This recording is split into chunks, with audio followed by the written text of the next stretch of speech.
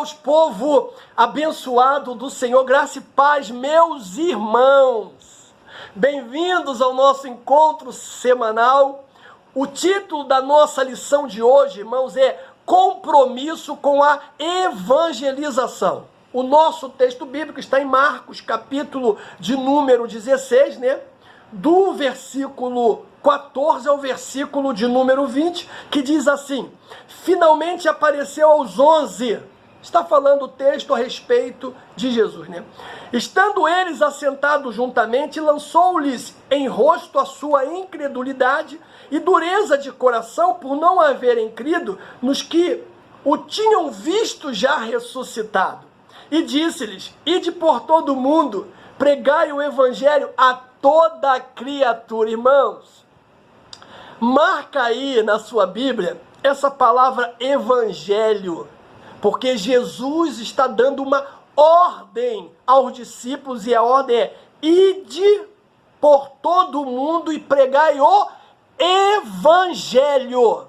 O que tem que ser pregado, ou seja, o que deveria ser pregado e deve ser pregado, irmãos, é o evangelho. Aí ele continua: quem crê e for batizado será salvo, mas quem não crê será condenado. E estes sinais seguirão aos que crerem em meu nome: expulsarão demônios, falarão novas línguas, pegarão nas sementes, e se beberem alguma coisa mortífera, não lhes fará dano algum. E imporão as mãos sobre os enfermos e os curarão. Ora, o Senhor, depois de lhes ter falado, foi recebido no céu e assentou-se à direita de Deus. E eles, tendo partido, pregaram por todas as partes, cooperando com eles o Senhor e confirmando a palavra com os sinais que se seguiram. Palavra do Senhor. Meu irmão, antes de apresentar os objetivos da nossa lição de hoje, deixa eu te dizer algo aqui no nome de Jesus. A evangelização sempre foi e é prioridade no movimento pentecostal. E a razão para isso é que os pentecostais encaram na realidade concreta o batismo no Espírito Santo como uma capacitação para testemunhar a Cristo. É isso mesmo que você ouviu, irmãos. Por isso, a ordem do Senhor Jesus foi qual para os discípulos? Ficai em Jerusalém até que do alto sejam revestidos de poder. Ou seja, eles não poderiam sair para pregar o evangelho, né? Para anunciar as boas novas de Cristo, para fazer isso que está aqui em Marcos 16, que é expulsar demônios, né? Falar novas línguas, se não estivessem revestidos de poder. E aqui fica já de imediato uma dica, meu irmão. Se você quer anunciar esse evangelho como ele realmente é, você precisa estar revestido de poder. Outra coisa, os pentecostais também têm em mente, irmãos, que todas as pessoas podem e devem ter acesso a este testemunho, porque o nosso Senhor Jesus Cristo morreu para salvá-las, meu irmão. Cristo morreu para salvar a humanidade. E finalmente, irmãos, há um senso de urgência na pregação pentecostal por causa da bendita esperança, ou seja, a firme convicção na iminência da volta do Senhor. Esse é, meu irmão, hoje, nos dias atuais, né, o motivo mais importante para sairmos por aí anunciando o evangelho de Jesus. Esse é o motivo mais importante. Jesus está voltando. E isso, na verdade, são convicções arraigadas na palavra de Deus, irmãos, que fundamentam a nossa prática de evangelização. Então, o que eu preciso entender hoje é que esse nosso momento, ele é de extrema importância, sabe, meu irmão? Uma oportunidade única para fazer uma grande conscientização a respeito da urgência da evangelização. Nós temos 3 objetivos para hoje. Primeiro é mostrar a evangelização como prioridade dos pentecostais. Segundo objetivo nosso é enfatizar, meu irmão, que Jesus morreu para salvar todos os seres humanos. E terceiro e último objetivo nosso é argumentar que o Novo Testamento destaca a obra missionária na esfera local e na esfera transcultural. Pois bem, meu irmão, o reino de Deus, ele cresce à medida que os pecadores vão se convertendo ao Senhor Jesus. A igreja, meu amado, é a única agência no reino de Deus escolhida pelo Senhor Jesus para levar a mensagem do Evangelho ao mundo que padece por causa do pecado.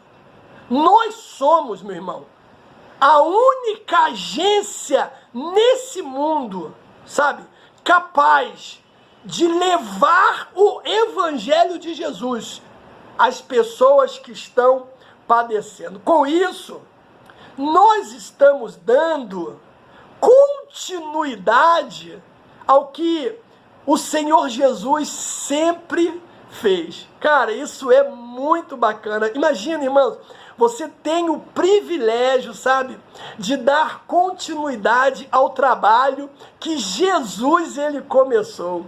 Então, isso aponta para quê? Para a importância da evangelização e da obra missionária, meu irmão. Então, o primeiro ponto da nossa lição fala da evangelização como prioridade. E aqui nós vamos ver 3 pontos que são importantes, né? Vamos falar sobre o Evangelho, vamos ver ou falar sobre o único Salvador do mundo e vamos falar da única agência legítima para pregar este Evangelho. Amado, o Evangelho, entenda isso no nome de Jesus, o Evangelho não é uma mensagem alternativa, sabe? Trata-se de uma questão de vida ou morte. Vida para aqueles que recebem Jesus como Salvador e morte para aqueles que rejeitam essa mensagem. A divulgação das boas novas de Cristo é uma tarefa de todos nós, meu irmão. Sabe, e aqui não importa o tempo de evangelho que você tenha, não importa. Você precisa anunciar Jesus para as pessoas. Ah, mas eu não tenho conhecimento profundo da Bíblia. Então fale para as pessoas do que esse Jesus está fazendo por você. Do que esse Jesus está fazendo pela sua família. Já é suficiente, meu irmão. Então, dentro desse ponto aí, primeiro da nossa lição, nós temos o Evangelho, né, irmãos? Essa palavra, ela vem, na verdade, de 2 palavras gregas, né? Né? Advérbio bem, e angélia, que significa mensagem, né? Notícia nova. Assim, a palavra eugélio quer dizer boas novas, boas notícias, notícias alvissareiras, meu irmão. Notícias extraordinárias. Por isso que eu disse, ainda que você não saiba, né, nada sobre o Evangelho, né, sobre as Escrituras, fale das coisas boas que Jesus tem feito por você. Cara, você vai estar evangelizando, sabe? Você vai estar impactando vidas. E a mensagem de Cristo, eu não posso esquecer disso, é o meio, meu irmão, que salva o pecador. João 3,16. É o meio que Deus usa para salvar todo aquele que crê. Não existe outro meio para salvar as pessoas senão a pregação do Evangelho, meu irmão. É isso que Paulo ele fala, né? Aos Romanos, capítulo 1,16, ele diz assim, ó, porque não me envergonho do Evangelho de Cristo, pois é poder de Deus para a salvação de todo aquele que crê, primeiro dos judeus e também do grego. Olha aí, meu irmão. Então, só por meio do Evangelho é que o ser humano conhece a salvação na pessoa de Cristo. Não existe outro meio, irmão. As pessoas estão perdendo tempo, sabe? Hoje, as mensagens foram substituídas, né? É muita psicologia no altar, é muita psicanálise no altar e é pouco evangelho. Só que o único meio, meu irmão, da pessoa ser salva é através do Evangelho de Jesus. Então, as igrejas, elas precisam voltar a anunciar esse Evangelho, sabe? Precisamos anunciar o Evangelho de Jesus. Por isso Cristo falou em Marcos 16, meu irmão, ide pregai o Evangelho, porque Jesus sabia que o único instrumento capaz de salvar uma alma perdida é esta palavra aqui, meu amado. É esta palavra. E aí nós temos também dentro desse ponto, né, outro ponto que fala do único Salvador do mundo. Irmãos, o Evangelho são as boas novas que falam do reino de Deus, que falam da salvação, sabe? Que falam do perdão dos pecados na pessoa do nosso Senhor e Salvador Jesus Cristo. É o Evangelho da graça de Deus, como está em Atos capítulo 20, versículo de número 24. As Escrituras, meu irmão, nos ensinam que todos os seres humanos são pecadores e precisam de reconciliação com Deus. Olha aí Romanos 3, 23, né? Romanos 5, versículo de número 12. Não existe, meu irmão, um meio de salvação sem Jesus. Você ouviu? Não existe. Não existe. É o que diz Atos, capítulo de número 4. Deixa eu ver aqui se é isso mesmo. Versículo 12. Que diz: em nenhum outro há salvação, em nenhum outro há salvação, em nenhum outro há salvação, porque também debaixo do céu nenhum outro nome há dado entre os homens pelo qual devemos ser salvos, meu irmão. Por favor, volte a pregar o Evangelho de Jesus. Não existe outro meio de salvação sem Cristo. Ele mesmo disse isso. Ele falou: ninguém vem ao Pai senão por mim. E também afirmou, irmãos, o campo é o mundo, Mateus capítulo 13. Então, a pregação do Evangelho é uma necessidade imperiosa, porque não existe salvação sem Jesus. E o campo é o mundo. E isso, irmãos, nos mostra o quê? A grande responsabilidade que está sobre os nossos ombros, sabe? Da evangelização local e mundial. Percebe? A ideia, irmãos, é de uma urgência, de uma agência, melhor dizendo, legítima. A ideia é essa. E essa agência somos nós. O Senhor Jesus, ele constituiu a igreja como a única agência no reino de Deus, na terra, encarregada de anunciar as boas novas de salvação. É necessário, porém, irmãos, a mobilização de toda a igreja para que essas metas sejam alcançadas. Cada crente E você vai lembrar disso, né? Nos dias apostólicos, era um próspero, ganhador de almas, meu irmão. É o que diz Atos, capítulo 8. Vamos ver se é isso mesmo, né? Versículo de número 4, que diz assim: mas os que andavam dispersos iam por toda parte fazendo o quê? Anunciando a palavra. Cara, olha que detalhe bacana, irmãos. Os caras estavam como? Dispersos. Eles haviam sido dispersos. Porém, isso não foi motivo para o desânimo.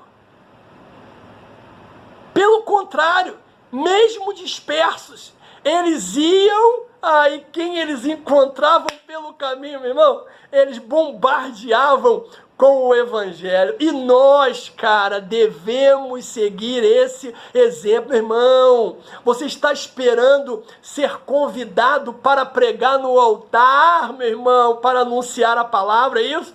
Você está esperando um cargo na igreja para anunciar a palavra? Ah, meu irmão, está perdendo tempo, porque as almas estão nas ruas, não dentro das igrejas. Na verdade, dentro das igrejas estão os cristãos, né? O povo está morrendo fora e nós precisamos ser sal fora do saleiro, meu irmão. Nós precisamos, aonde estivermos, por onde estivermos andando, anunciar Jesus para as pessoas. Jesus foi enviado ao mundo para quê? Para suprir as nossas necessidades, amado. O único que pode, tem a capacidade de suprir a necessidade do ser humano ainda é Cristo.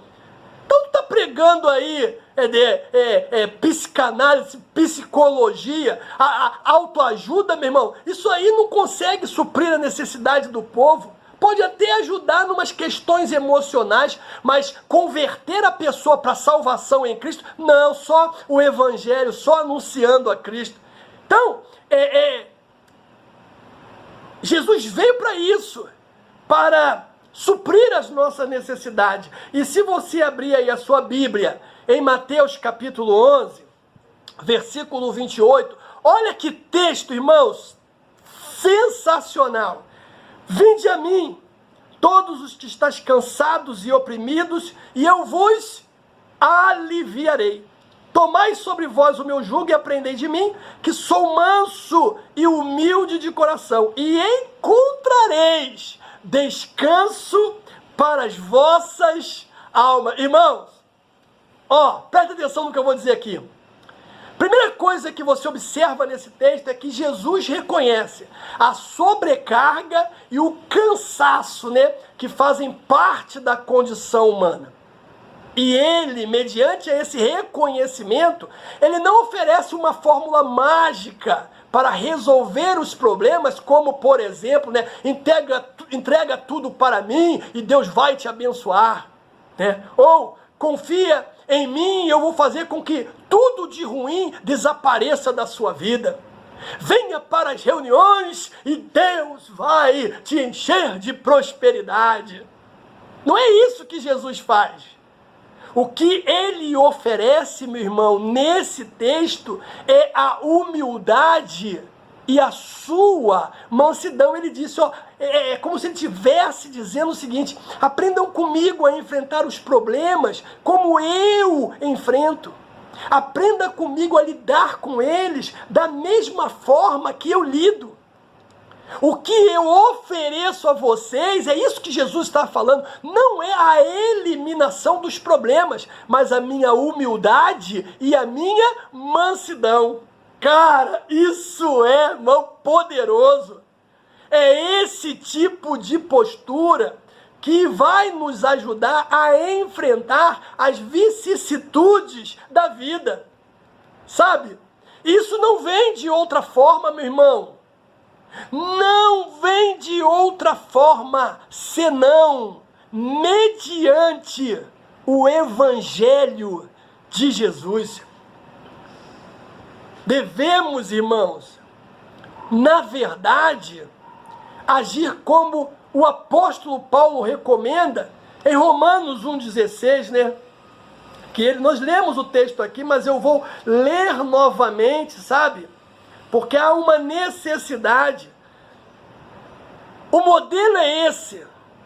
Não me envergonho do Evangelho, pois é poder de Deus para a salvação, primeiro dos judeus, depois dos gentios. Outra coisa, meu irmão, para a igreja primitiva, a evangelização era a pregação do Evangelho, sabe? Isso era uma prioridade na vida da igreja do primeiro século, segundo, terceiro século ali, irmãos. Eles não se importavam com outro tema senão esse, o Evangelho de Jesus Cristo. E você vê isso aonde? Em Atos capítulo 2, na pregação de Pedro. Meu Deus do céu! Você vê isso também na pregação de Filipe aos samaritanos e eunucos, Atos capítulo 8. Você vê isso também na pregação de Pedro na casa de Cornélio, Atos 10. E você também vê isso nas viagens missionárias do apóstolo Paulo, Atos capítulo 13, meu irmão. Isso era uma prioridade, nada era mais importante para aqueles homens do que anunciar Jesus Cristo para as pessoas, sabe? Meu Deus, irmão, como nós mudamos, sabe? Então, temos que voltar novamente, fazer do zero tudo de novo, para que Jesus venha, irmãos, e leve a igreja para o céu. Sem contar que o Espírito Santo do Senhor, diz Atos, capítulo 10, confirmava a pregação da igreja, meu irmão. Olha que coisa linda. Atos capítulo 10, 44, diz assim: e dizendo Pedro ainda estas palavras, caiu o Espírito sobre todos os que ouviam, e os fiéis que eram da circuncisão, todos quanto tinham vindo com Pedro, maravilharam-se de que o dom do Espírito Santo se derramasse também sobre os gentios, porque os ouviam falar em línguas e magnificar a Deus. Respondeu então Pedro: podes alguém porventura recusar a água para que não seja batizado estes que também receberam como nós o Espírito Santo? E mandou que fossem batizados em nome do Senhor. Então rogaram-lhe que ficasse com eles por alguns dias. Olha aí, meu irmão. Então, a prioridade da igreja era qual? Pregar o Evangelho. E detalhe, irmãos, que não podemos esquecer, que o Espírito Santo fazia o quê? Confirmava a pregação da igreja. Amado, devemos esperar que o Espírito Santo, sabe, ele confirme a nossa prática de evangelização. Que a nossa mensagem, meu irmão, seja confirmada mesmo pelo seu poder, sabe? Aí nós temos o segundo ponto da nossa lição, que fala que Jesus morreu, meu irmão, para salvar os seres humanos. E aqui nós veremos o seguinte, a nossa teologia. Vamos ver por que Jesus, ele morreu. Então, a extensão, irmãos, da obra expiatória de Jesus tem sido debate ao longo dos séculos, mas especialmente depois da Reforma Protestante. Eu não quero aqui, na verdade, não é a minha pretensão, finalizar, porque o que importa, na verdade, é a compreensão do assunto à luz da Bíblia. Então vamos lá, a nossa teologia. Irmãos, antes convém ressaltar que a nossa teologia, ela é pentecostal. E isso vem diretamente das Escrituras Sagradas, sem intermediação de teólogos da Reforma Protestante. A teologia pentecostal que nossos pais nos legaram não tem nenhum teólogo ou reformador como intermediário, ou seja, a nossa teologia ela é original, é estritamente bíblica, meu irmão.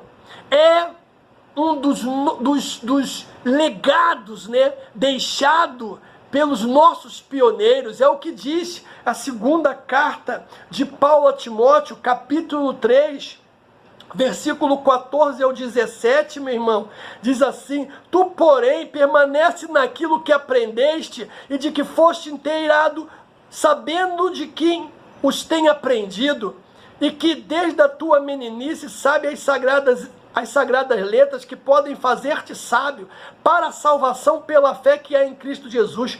Toda a Escritura divinamente inspirada é proveitosa para ensinar, para redarguir, para corrigir, para instruir em justiça, para que o homem de Deus seja perfeito e perfeitamente instruído em toda a boa obra. Então, esse é o legado deixado pelos nossos pioneiros. E a pergunta é, irmãos, por que Jesus, ele morreu? Sabe? Essa é uma pergunta, assim, interessante, sabe por quê?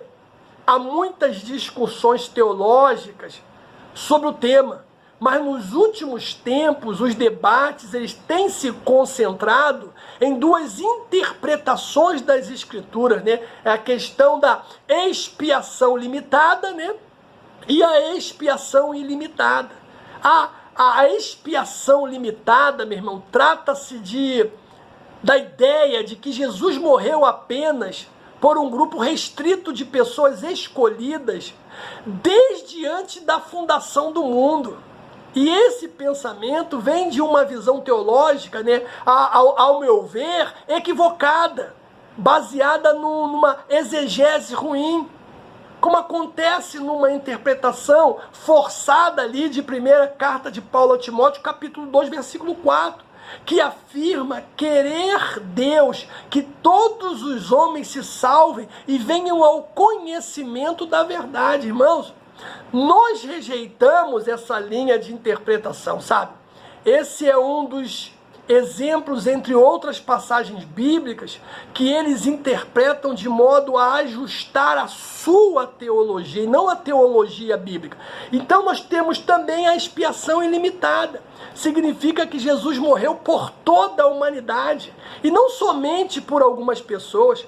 A expiação, ela foi realizada em favor do mundo inteiro. João 3,16. Deus amou o mundo de tal maneira que deu o seu Filho unigênito, para que todo aquele que nele crê não pereça, mas tenha vida eterna. Agora preste atenção num detalhe, irmãos. Quando a Bíblia diz que Deus amou o mundo de tal maneira, ou que Cristo é o Cordeiro de Deus que tira o pecado do mundo, ou que Ele é o Salvador do mundo, significa isso mesmo. Não precisa acrescentar nada. É isso mesmo, meu irmão. Ele amou o mundo de tal maneira que deu o seu Filho. Cristo é o Cordeiro de Deus que tira o pecado do mundo. E Ele é o Salvador do mundo, como diz 1 João capítulo 4, 14. Certamente, a Bíblia emprega a palavra mundo num sentido que qualitativo, referindo-se ao sistema maligno que Satanás ele domina. Mas Cristo não morreu em favor de um sistema, meu irmão. Guarde isso. Ele entregou a sua vida a favor das pessoas que dele fazem parte. Em texto algum do Novo Testamento, mundo se refere à igreja, sabe? Ou aos eleitos. Paulo diz que Jesus deu a si mesmo em preço de redenção para todos, meu amado.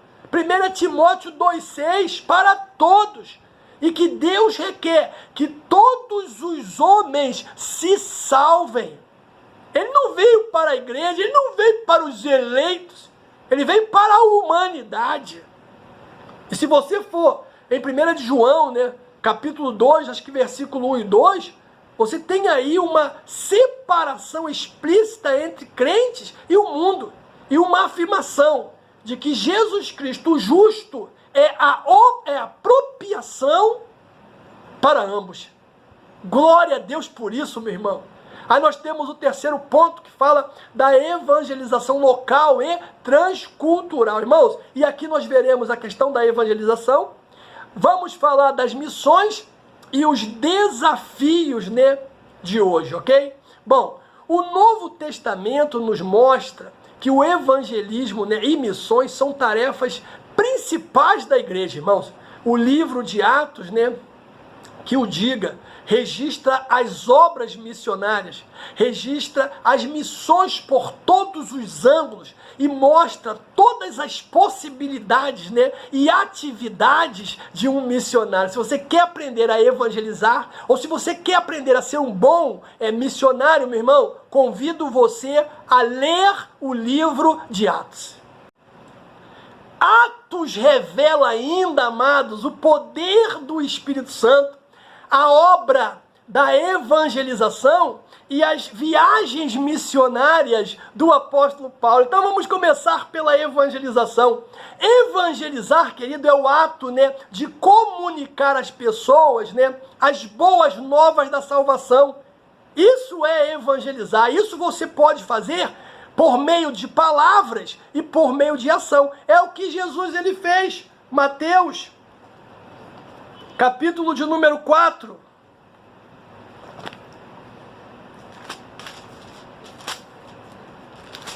Versículo 23. E percorria Jesus toda a Galiléia, ensinando nas sinagogas, pregando o evangelho do reino, curando todas as enfermidades e moléstias entre o povo. É isso que Jesus fez. Você pode evangelizar, meu irmão, é isso que eu quero que você entenda, por palavras ou por ações. E detalhe, Jesus nos mandou fazer a mesma coisa. O que significa isso? Testemunhar com ousadia, meu amado, a ressurreição de Jesus pelo poder do Espírito Santo, que diz Atos capítulo 4, versículo 33, amados, e os apóstolos davam, escute isso, com grande poder, testemunho da ressurreição do Senhor Jesus. E em todos eles havia abundante graça. Eita glória, irmãos. E outro detalhe importante, sabe?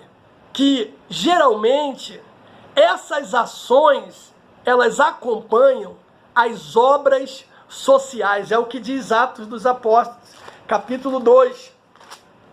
Versículo 42 ao 47. Perseveravam na doutrina dos apóstolos, na comunhão, partir do pão e nas orações. Em cada alma havia temor, muitas maravilhas e sinais se faziam pelos apóstolos. E todos os que criam estavam juntos, né? E tinham tudo em comum, vendiam as suas propriedades, fazendas, repartiam com todos, segundo cada um tinha necessidade, perseverando unânime todos os dias no templo e partindo o pão em casa, comiam juntos com alegria e singeleza de coração, louvando a Deus e caindo na graça de todo o povo. E todos os dias acrescentava o Senhor almas à igreja. Cara, irmãos, essas coisas, na verdade, são características da autêntica igreja cristã, sabe? A visão dos pentecostais clássicos, desde o avivamento na Rua Azusa, era evangelística, era missionária. Até se pensava, irmãos, que o dom de línguas, olha isso, era para pregar aos pagãos ao redor do mundo, né? A xenolalia. Caramba! A habilidade de falar uma língua que o indivíduo não aprendeu. Mas logo, né, esses pioneiros desistiram dessa ideia xenolalia missionária. Eles continuaram a obra do Senhor, mesmo sem, né, a xenolalia. Que coisa extraordinária, meu irmão. Nós temos as missões. O trabalho do missionário é a evangelização entre pessoas de cultura diferente da nossa. A mensagem é a mesma. É necessário, irmãos, ajustar e adaptar estratégias conforme o costume de cada povo ou grupo, né, étnico. Eu não sei se você lembra, né, mas o apóstolo Paulo, ele introduziu a sua pregação, né, na sinagoga da Antioquia da Pisídia para anunciar Jesus de uma forma extraordinária. Atos capítulo de número 13. Olha o que diz. Versículo de número 16.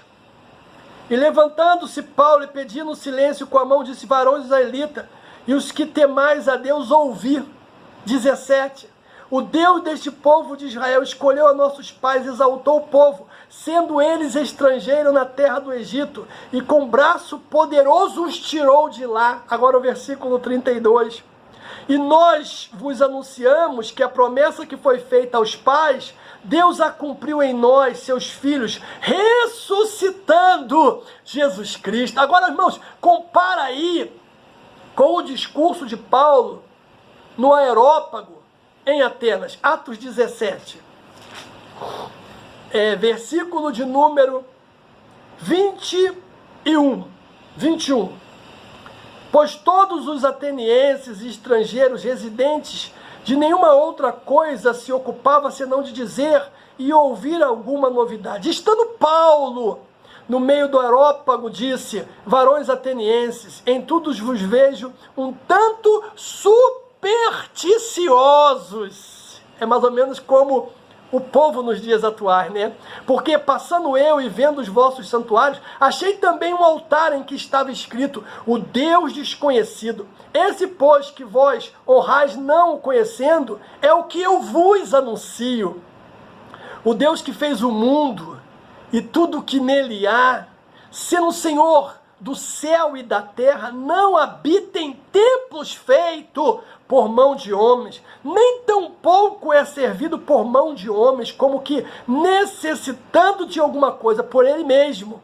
É quem dá a todos a vida, a respiração e todas as coisas. E de uma só vez